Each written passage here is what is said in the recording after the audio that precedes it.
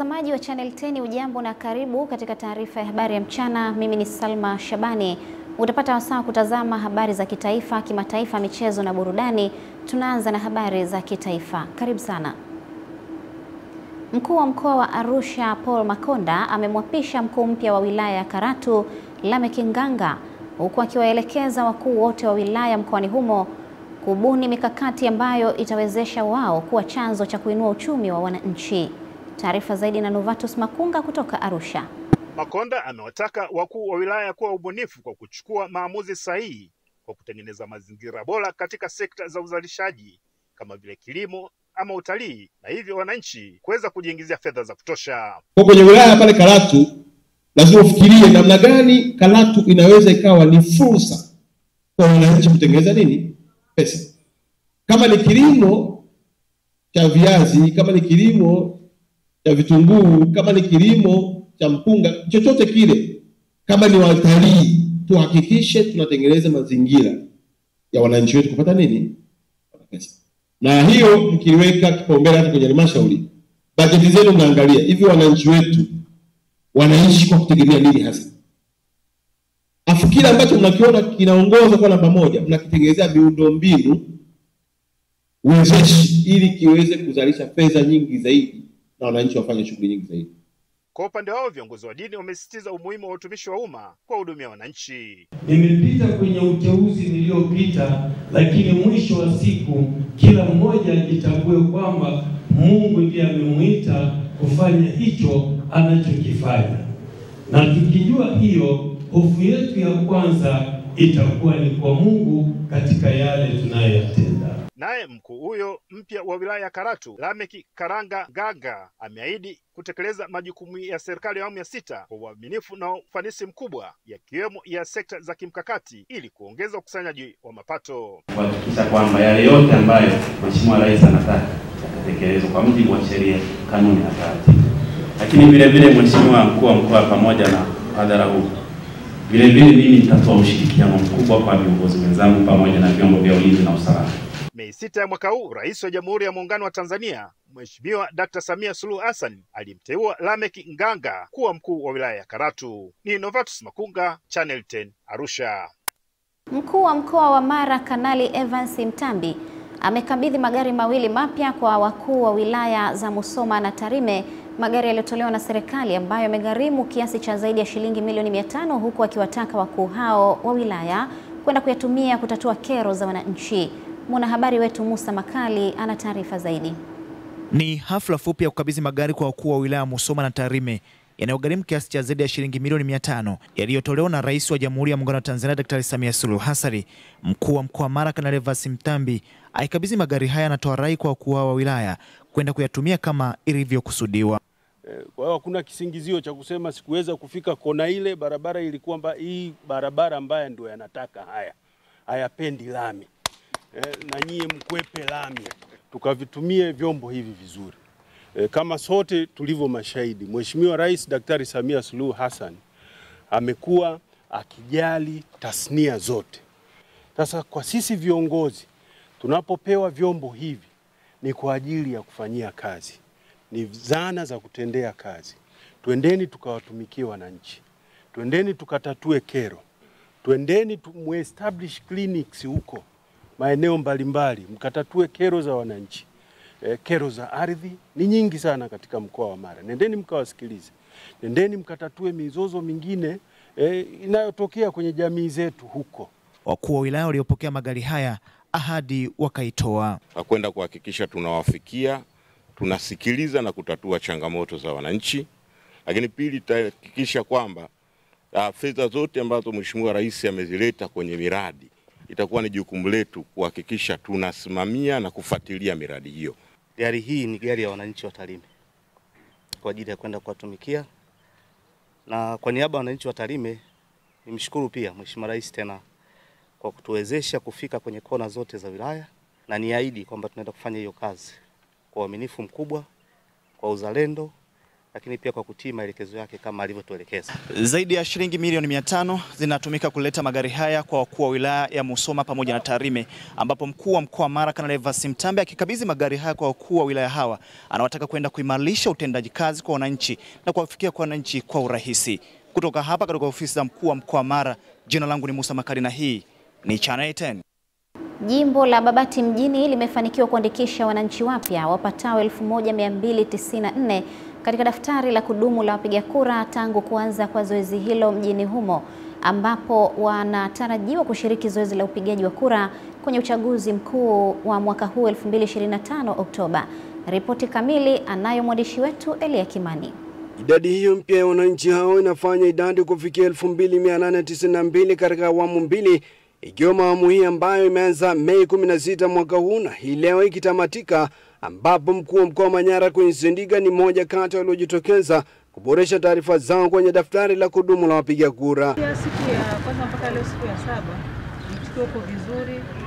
Kwa jimbo la Babati mjini tumeandikisha wapiga kura wapya 1000. Baada ya kuboresha taarifa zake, mkuu wa mkoa wa Manyara Queen Sendiga akazungumzia hali ya siasa mkoani hapo kuelekea kujiandaa kwa ajili ya kampeni za uchaguzi mkuu wa mwaka huu unaotarajiwa kufanyika Oktoba. Naona kumetulia, tunasubiri muda wa kampeni. Maana yake ni kwamba ishara ni nzuri. Wanasiasa wetu wamepevuka, wananchi ambao tunakwenda kuchagua viongozi pia tumepevuka. Sioni hekaheka nyingi, miemko kama maeneo mengine inavyoonekana, lakini sio kwamba siasa hazipo. Na hii ndio sababu kubwa inayofanya mkoa wetu uonekane kama unapiga hatua kubwa sana kwenye maendeleo mbalimbali, kwa sababu sasa watu wanajua nini ambacho wanataka. Hawana sababu ya kupiga kelele wala kupalanganyana huko. Mtu anajua nini nataka, anajua wapi nikae, saa ngapi nizungumze, wapi nisimame, lakini wapi niende kufanya shughuli zangu za maendeleo kusudi niweze kujipatia kipato. Kwa hiyo shughuli zinaendelea, lakini najua kwamba siasa zinaendelea huko na hali ni ya utulivu kama inavyoonekana. Kwa hiyo tunaendelea kumwomba Mungu mahasidi wanaopenda vurugu wasijitokeze. Hata hivyo, jumla ya wananchi 498 wameondolewa kwenye daftari la kudumu la wapiga kura katika jimbo la Babati mjini kutokana na sababu mbalimbali ikiwemo vifo na wengine kuhama. Kutoka katika jimbo la Babati mjini mkoani Manyara, mimi ni Elia Kimani, Channel 10. Wananchi wa kitongoji cha kwa Kibosha katika kata ya Mapinga, Bagamoyo mkoani Pwani wameomba serikali kumchukulia hatua za kisheria Peter Junior ambaye anadaiwa kutaka kupora ardhi sambamba na kuvunja nyumba za wakazi wa eneo hilo. Taarifa zaidi yanayo Margaret Malisa. Eneo hilo lenye hekari 17, kaya zaidi ya 100 na wakazi zaidi ya 300, tayari nyumba 12 zimevunjwa huku nyingine zikiwekewa alama ya X, hali ambayo imekuwa ikizua taharuki kama wanavyoeleza wananchi hao. Mimi ninachoomba serikali yetu kwanza iunde task force ya kuweza kumtafuta Peter Junior na kuweza kumhoji kwa umri wake na hapa alipofikia maeneo anayapataje. Mimi pia ni mhanga, nilivunjiwa hapa na nyumba yangu ilionyeshwa hapa kwenye TV. Kwa hiyo hata ndani nilikuwa na mgonjwa ambaye ni baba yangu namlea hapo, namsaidia, alifia kwenye huo mtingishiko. Mimi ninaposema hapa familia yangu baadhi ishahamisha kutegemea kama nitavunjiwa nife mimi mwenyewe, familia ibaki. Huyu Peter Junior sisi anatunyanyasa sana. Mwenyekiti wa kitongoji hicho Shabani Athumani ameelezea namna serikali ya kijiji hicho ilivyoanza kufanya kazi sakata hilo, ambapo tayari wamejiridhisha kuwa mtu huyo ni tapeli wa maeneo ya ardhi. Salamu zenu nimewaambia, nimewapa salamu kutoka kwa DC. Sawa sawa nimewapa salamu, nimewaambia kutoka kwa RC, Mheshimiwa mkuu wa mkoa. Sawa sawa Kwa hiyo niwahakikishie Daktari Samia anawapenda. Uongozi wa mkoa uko imara, uongozi wa wilaya uko imara, uongozi wa kata uko imara, lakini mimi mziwanda wao kitongojini hapa niko imara kweli kweli. Kufuatia changamoto hiyo, Channel 10 imemtafuta kwa njia ya simu mlalamikiwa huyo Peter Junior na kaelezea namna alivyopata eneo hilo. Mahakama ilitoa maelekezo sisi ambao tulishtakiwa tushtakiane sisi kwa wasisi. Mimi nikaamua kumchagua mtu ambaye anasema apate, nikamshtaki Peter Maro, nikashinda. Hao ambao wanasema hawataki kutoka walinunua eneo hilo mwaka 2023 kwa watu ambao walishashindwa. Margaret Malisa, Channel 10.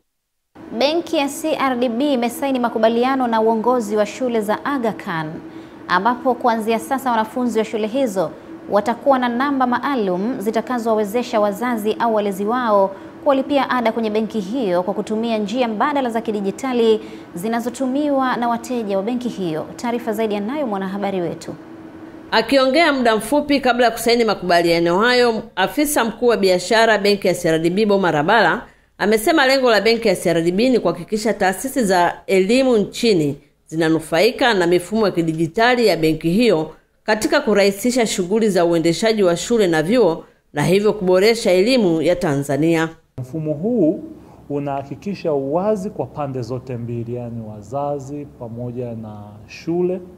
Wazazi wanalindwa dhidi ya malipo yasiyo sahihi, huku shule zikihakikishiwa kupokea malipo kwa usalama na wakati. Kwa maana hiyo ni kwamba ukishafanya malipo, kwa sababu hawa wanafunzi watakuwa wana unique number, itawarahisishia sana kuweza kulipa malipo ambayo ni sahihi.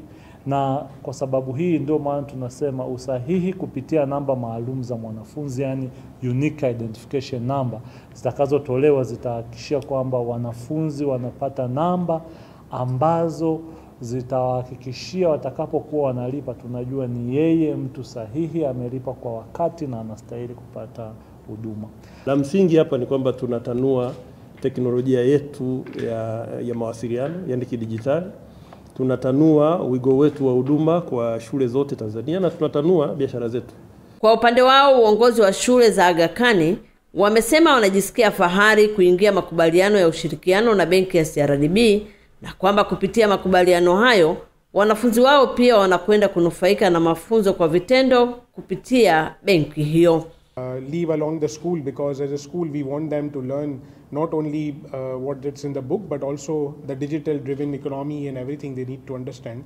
So this is one of the things that we are going into this partnership, not only as a fee collection but also as others, like in part of the teaching and learning. We want our students to be part of one of the Tanzania's prestigious banks. Benki ya CRDB mwaka huu imetimiza miaka 30 toka kuanzishwa kwake, huku ikijivunia mageuzi makubwa ya kiteknolojia ndani ya benki hiyo ambayo yamepelekea mageuzi chanya na ya kasi kwenye sekta mbalimbali hapa nchini ikiwemo sekta ya elimu. Faraja Kihongole, Dar es Salaam. Unaendelea kuangalia taarifa ya habari kutoka hapa Channel 10 kilicho bora kabisa, na sasa ni katika habari za kimataifa ambapo Rais wa Marekani Donald Trump amemshambulia Rais wa Afrika Kusini Cyril Ramaphosa baada ya kumchezea video iliyoonyesha madai ya mauaji ya kimbari yanayofanywa dhidi ya wazungu. Rais Trump amesema wakulima hao sasa wanalazimika kukimbilia Marekani ili kunusuru maisha yao. Trump amesema hayo kwenye mkutano na Ramaphosa uliofanyika nchini Marekani katika ofisi yake ya Oval, ambapo amesisitiza kwamba wakulima weupe nchini Afrika Kusini wanalazimishwa kuachia ardhi zao na kuuawa. Aidha, Trump amemlaumu Ramaphosa kwa kuwaruhusu wanasiasa weusi nchini humo kuchukua ardhi kinguvu na kuwaua wakulima wazungu bila kuchukuliwa hatua yoyote. Hata hivyo, Ramaphosa amekataa madai hayo ya kuwanyang'anya wakulima ardhi chini ya sheria mpya ya ardhi iliyosainiwa mwezi Januari mwaka huu inayonuia kurekebisha ukosefu wa usawa wa kihistoria wa tangu utawala wa ubaguzi wa rangi. Mapema mwezi huu serikali ya Trump iliwapa hadhi wakimbizi wapatao 50 wazungu kutoka Afrika Kusini, licha ya kwamba imesitisha kutoa hifadhi kwa watu wa mataifa mengine. Sasa ni katika habari za michezo na burudani, mtazamaji, ambapo tunaarifiwa kwamba msimu wa 4 wa pigano la masumbwi lililopewa jina la Knockout ya Mama linatarajiwa kufanyika Mei 24 kwenye viwanja vya Posta Kijitonyama jijini Dar es Salaam, ambapo mabondia Twaha Kiduku pamoja na Idi pia Lari watapanda ulingoni siku hiyo. Tupate taarifa kamili. Akizungumza na waandishi wa habari za michezo, mwandaji wa pigano hilo, mkurugenzi wa kampuni ya Mafia Boxing Promotion, amesema jukwaa hilo ni sehemu ya 4 kwa vijana wa Kitanzania kuonesha vipaji vyao, ambapo pigano moja kati ya 13 litakuwa la kuleta mkanda wa WBO Global. Usiku ambao utasheheni vijana wengi wenye vipaji vya hali ya juu, usiku ambao utakuwa ni ushindani wa aina yake. Vijana wetu hawa Kitanzania wanakwenda kupigana na mabondia kutoka nje ya Tanzania. Ni usiku ambao utakuwa na bouts takriban 13 ambao tunao mabondia hawa kitanzania. Dula Mbabe atapigana na bondia kutoka Malawi, Twaki Duku atapigana na bondia kutoka Malawi, Oscar Richard vile vile anapigana na bondia kutoka Kenya. Tuna Idi pia Lali naye atapigana vile vile bondia kutoka nje ya nchi ya Tanzania. Sambamba na hilo, Zayumba ametumia nafasi hiyo kuwakaribisha wapenzi wa mchezo wa ngumi kuja kutoa sapoti, huku baadhi ya mabondia wakieleza matarajio yao. Tufike wa Tanzania kuja kumsapoti Mchanja Yohana kuhakikisha kwamba mkanda huu wa WBO unaendelea kubaki katika ardhi hii ya Tanzania, na tumejaribu kuweka viingilio rafiki sana ili kuweza kuwafikia watu wengi zaidi, kwamba Tanzania atalipia kiwango cha shilingi 5,000, shilingi 10,000 na shilingi 20,000, viingilio aina 3 tu. Yeye ni legend wa hizo ngumi, ashacheza na mabingwa kina Mbwana Matumla hapa Tanzania, kina Fadhili Majia, pia anakwenda kukutana naye. Kikubwa tu hadi yangu kwa Tanzania ni ushindi tu, na KO lazima imuhusu. Kwanza mimi nimefurahi kupata nafasi na Mafia Boxing kwa sababu sijaonesha umeili wangu. Mimi ni Simba lakini sijaonesha Simba wangu katika Mafia Boxing.